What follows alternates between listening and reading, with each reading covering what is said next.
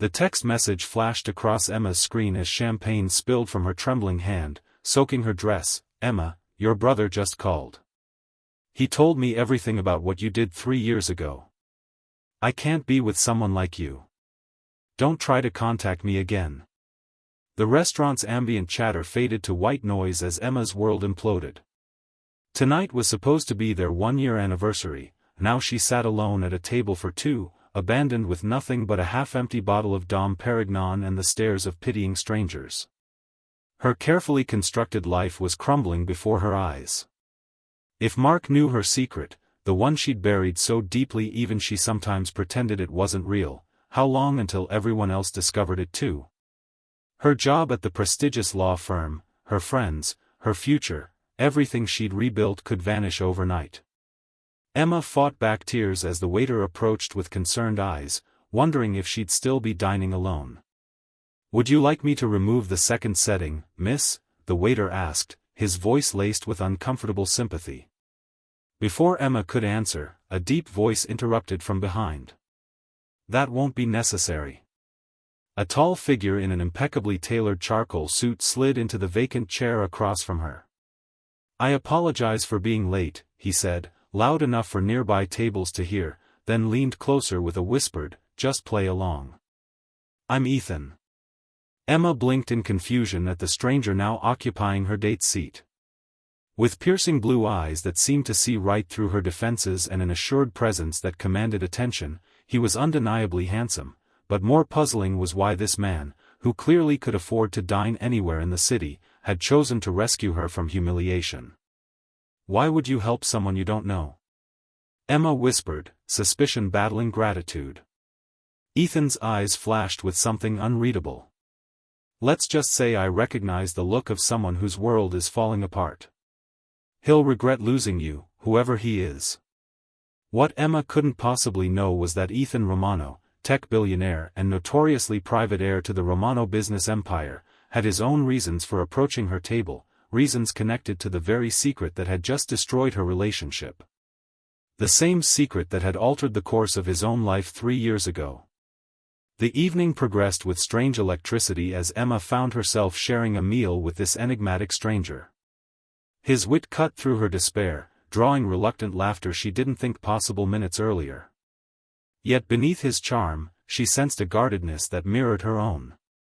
"You haven't asked about what my ex discovered that was so terrible," Emma said, studying his reaction carefully. "Everyone deserves the right to keep parts of themselves private," Ethan replied, swirling his wine thoughtfully. "Though sometimes our secrets have a way of finding us, no matter how far we run." The chill that ran down Emma's spine wasn't entirely unpleasant. There was something about the way he spoke, as if he understood the weight of carrying something unforgivable. For the first time since receiving Mark's message, Emma felt the crushing pressure in her chest ease slightly. As they left the restaurant together, the cool night air carried a sense of possibility. Emma knew accepting his offer of a ride home was reckless. She knew nothing about this man except his first name and the fact that his watch probably cost more than her annual salary. Yet something deeper than logic pulled her toward him. "I should thank you for saving me from public humiliation back there," Emma said as they approached a sleek black Aston Martin at the curb. Ethan's smile didn't reach his eyes. "Don't thank me yet," he said quietly. "The night I met you might end up being the best thing that ever happened to you, or the worst mistake of your life." Before Emma could process his cryptic warning, her phone buzzed with a text from an unknown number. "Stay away from Ethan Romano if you want to keep your secret buried. He knows what happened in Boston."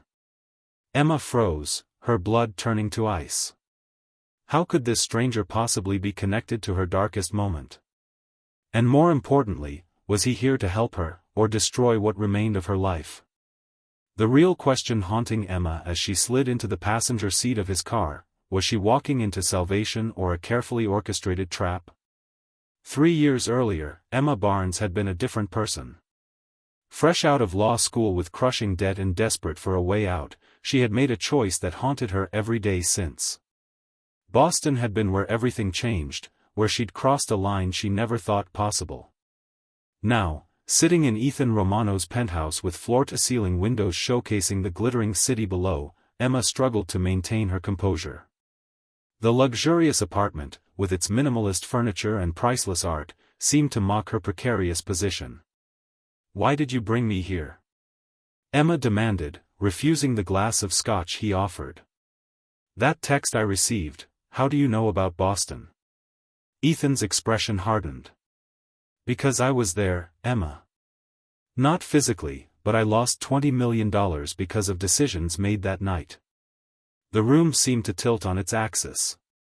Emma gripped the edge of the leather sofa to steady herself. "That's impossible. There's no way you could know. About how you helped your brother Clayton embezzle client funds to pay his gambling debts. About how you falsified documents at Blackwell Partners to cover his tracks. Or perhaps about how an innocent man went to prison while you both walked away." Ethan's voice remained eerily calm, but his eyes blazed with intensity. Emma stood abruptly, moving toward the door. "I'm leaving. Whatever game you're playing." "It's not a game," Ethan said, stepping into her path. "And Zachary Chen is still serving time for something your brother did." The name hit Emma like a physical blow. Zachary Chen, the junior partner who had taken the fall. The man whose life had been destroyed while she remained free. The guilt she carried every day. "What do you want from me?" Emma whispered, her defenses crumbling. "The truth," Ethan replied. "And your help to make it right." As the night deepened, Emma learned that Ethan was more than just a billionaire, he was an investor in the venture capital firm where the embezzlement occurred. More shocking was his revelation that someone had been blackmailing him for months, threatening to expose his own involvement in financial irregularities unless he paid millions in cryptocurrency. "I've been investigating who's behind it," Ethan explained. "Every trail led back to your brother, and then to you." "Clayton wouldn't blackmail anyone," Emma protested. "He's changed. He's been clean for years." "Then why did he suddenly contact your boyfriend today, after all this time? Why now?" The question hung in the air between them, heavy with implication. Emma had no answer. When her phone rang at 2 a.m., Clayton's name flashing on the screen, both she and Ethan stared at it with growing dread. The voice that came through the speaker was panicked, breathless. "Emma, they found me. I don't know how. Someone broke into my apartment, they know what we did. I'm running, but you need to hide too. They'll come for you next." The line went dead before she could respond. Ethan's eyes met hers across the room. "Still think this is a coincidence?" Emma's world narrowed to a single, terrifying thought. After 3 years of running from her past, it had finally caught up with her, and she wasn't the only one in danger. Morning light filtered through the blinds of Ethan's guest bedroom, where Emma had spent a restless night. She hadn't wanted to return to her apartment after Clayton's warning, and despite her misgivings about Ethan, staying with him had seemed the safer option. Emma found Ethan in his home office, surrounded by monitors displaying financial records, surveillance footage, and what appeared to be text message logs. "I've been trying to locate your brother," he said without looking up. "His phone's been turned off since that call, and he hasn't used any credit cards or ATMs. Why are you helping me?" Emma asked, the question that had been gnawing at her since last night. "You said yourself I cost you millions. You should hate me." Ethan finally turned to face her. "I did hate you, or at least, I hated the anonymous person who helped orchestrate the fraud. Then I found you, started watching you from afar, trying to understand." "You've been stalking me?" Emma backed away. "Investigating you," Ethan corrected. "There's a difference. And what I discovered was someone working 80-hour weeks at a law firm that specializes in corporate accountability. Someone who does pro bono work for people who can't afford legal representation. Someone trying to atone." His assessment cut too close to the truth. Emma had spent 3 years trying to balance the cosmic scales, knowing it would never be enough. "That doesn't explain why you sat down at my table last night." Ethan's expression softened slightly. I had planned to confront you yesterday anyway. Finding you abandoned and heartbroken wasn't part of the plan. So it was pity, Emma said bitterly. No, Ethan replied, his voice dropping. It was recognition. I know what it's like to carry something unforgivable. Before Emma could ask what he meant, his security system chimed. The monitor showed a sleek woman with a severe bob haircut entering the building's lobby. Ethan's face drained of color. That's Alexandra Winters. She's the general counsel at Blackwell Partners, and she should be in London this week. Could she be behind the blackmail? Emma asked. Possibly. She had access to all the accounts, and she was the one who pushed hardest for Zachary Chen's prosecution. Ethan's fingers flew across his keyboard. We need to leave. Now. Why? We could confront her, get answers. Because she's not alone. Ethan pointed to another monitor showing two men in dark suits entering through the service entrance. Those aren't lawyers. Emma felt adrenaline flood her system as Ethan grabbed a laptop, shoved it into a bag, and led her toward a hidden elevator at the back of the penthouse. As the doors closed, she caught a glimpse of the main elevator's indicator showing someone ascending to their floor. They were escaping with seconds to spare, but the most disturbing question remained unanswered. How had Alexandra found them so quickly, and what did she want badly enough to bring Muscle along? The answer would prove more shocking than either of them could imagine, and would force Emma to confront not just her past sins, but the true depths of betrayal by those closest to her. The safe house was a modest apartment in a neighborhood far removed from the luxury of Ethan's penthouse. As Emma paced the small living room, Ethan worked feverishly on his laptop, attempting to piece together the expanding puzzle. Alexandra Winters has been with Blackwell for 15 years, he explained. She oversaw all their major acquisitions, including my investment. If she's involved in the embezzlement, then Zachary Chen really might be innocent, Emma finished. The possibility made her stomach churn with guilt. Ethan nodded grimly. And if she framed him, she'd have powerful motivation to silence anyone who discovered the truth. Emma sank onto the worn couch. I never questioned it. Clayton told me Zachary was skimming funds and just needed our help to hide some transactions temporarily.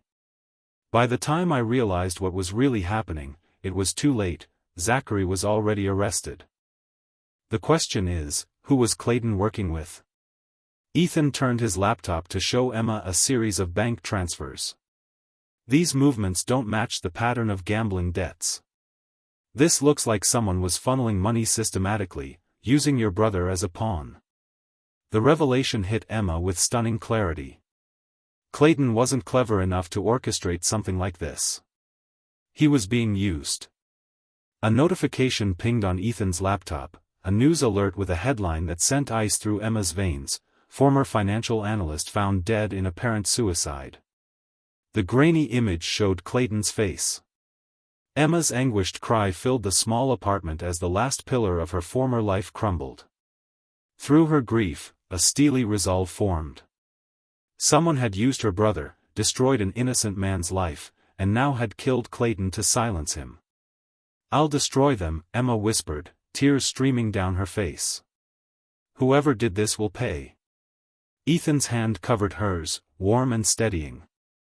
We'll find them together. But we need to be careful, we're clearly dealing with people willing to kill to protect their secret. For the first time since meeting, they truly looked at each other without walls or pretenses. In his eyes, Emma saw not judgment for her past mistakes but a reflection of her own determination to right a terrible wrong. Why risk your life for this? Emma asked softly. You could walk away, let me handle my own mess. Ethan was quiet for a long moment before answering. Because 3 years ago, I suspected something was wrong with those investments but looked the other way. I was too focused on the profits to ask the right questions. In a way, I'm as guilty as anyone. His confession created a shift between them, a fragile trust built on shared culpability and the desire for redemption. As night fell, they formed a plan to infiltrate Blackwell Partners during their annual charity gala the following evening. With Ethan's invitation and Emma's knowledge of the firm's systems, they might find the evidence needed to unravel the conspiracy and clear Zachary Chen's name. What they couldn't anticipate was that the mastermind behind everything was already one step ahead, and had been watching their every move since the moment Ethan sat down at Emma's table. The Blackwell Partners Charity Gala transformed the Museum of Modern Art into a glittering showcase of wealth and power. Emma, dressed in a borrowed midnight blue gown, clung to Ethan's arm as they navigated the crowd of financial elite. "Alexandra is by the south entrance," Ethan murmured, guiding Emma in the opposite direction. "We need to reach the executive elevator without being noticed." Emma scanned the room, freezing when she spotted a familiar face. "Mark is here," she whispered, indicating her ex-boyfriend who had abandoned her just 24 hours earlier. "Is that unusual?" Ethan asked, tension evident in his voice. "Very. He's a surgeon, he has no connection to finance or Blackwell Partners." Emma's unease grew as she watched Mark conversing comfortably with Alexandra Winters, their body language suggesting familiarity. "This changes things," Ethan said, his grip tightening on Emma's waist. "The timing of his breakup with you, right when we were closing in." The implication was clear: Mark might be part of whatever conspiracy they were unraveling. Using the crowd as cover, they slipped away from the main gallery toward the executive offices. Ethan's security clearance as a major investor granted them access to the restricted floor, where Alexandra's office awaited. "We have 20 minutes before security does their rounds," Ethan said as Emma began searching through digital files on Alexandra's computer. Emma's legal training helped her quickly identify suspicious documents, transfers disguised as investment losses, offshore accounts receiving regular payments, and most damning, communications about ensuring Zachary Chen took the fall for the missing funds. "Ethan, look at this," Emma called, pointing to an email thread. Alexandra was working with someone internal to frame Zachary, someone identified only as the Monarch. Ethan leaned over her shoulder, his breath warm against her neck. "Can you find who Monarch is?" Emma's fingers flew across the keyboard, searching for any connection. When the answer appeared on screen, she gasped. "It's the CEO, Richard Blackwell himself." The sound of slow applause from the doorway froze them both. "I always said you were the brightest associate we ever had, Emma." Richard Blackwell stood there, impeccable in his tuxedo, a small pistol held casually at his side. "Though your ethics were always questionable." Emma stood slowly, positioning herself slightly in front of Ethan. "Says the man who framed an innocent person and had my brother killed." Richard's smile didn't waver. "Clayton was a liability who knew too much. Just like you've become." He gestured with the gun. "Step away from the computer." "You won't get away with this," Ethan said, his voice steady despite the weapon aimed at them. "I've already sent copies of what we found to my security team." "No, you haven't," came another voice as Mark entered the room behind Richard. "Your security team has been otherwise occupied tonight."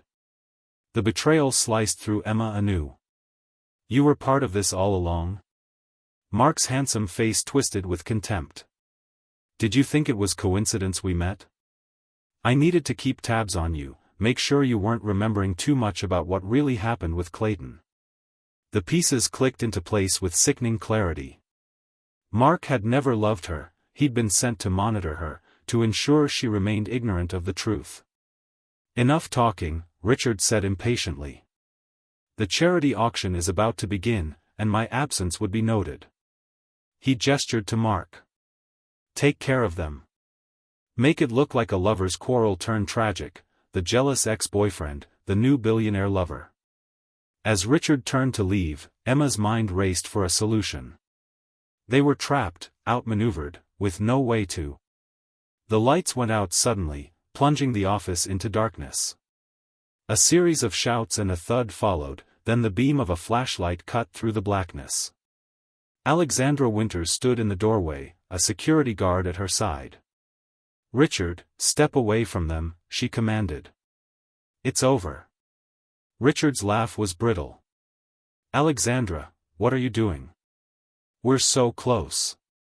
"Cooperating with federal investigators," she replied coldly. "I've been wearing a wire all evening. The FBI has everything they need." Mark lunged for the gun Richard had dropped in confusion. Ethan reacted instantly, tackling him to the floor. The struggle was brief but violent, ending with Mark subdued beneath Ethan's weight. As federal agents flooded the office, Emma learned the final shocking truth: Alexandra had been working with authorities for months, gathering evidence against Richard Blackwell.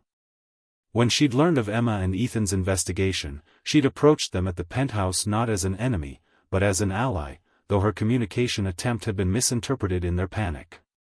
"Why help us now?" Emma asked as agents led Richard and Mark away in handcuffs. Alexandra's expression was grim. "Because I helped convict an innocent man.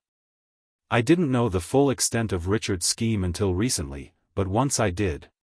She handed Emma a file. "This contains everything needed to exonerate Zachary Chen. I'm hoping you'll help make that right." 6 months later, Emma stood outside the federal prison as Zachary Chen walked free for the first time in 3 years. The media crowded around, capturing the moment the wrongfully convicted man embraced his tearful family. Emma hung back, her guilt still too raw for any public acknowledgement. She had helped prepare his exoneration case but couldn't face him directly, not yet. "He knows you helped free him," Ethan said, appearing at her side. In the months since that night at Blackwell Partners, they had developed a partnership that defied easy definition, part business, part personal, built on a foundation of shared redemption.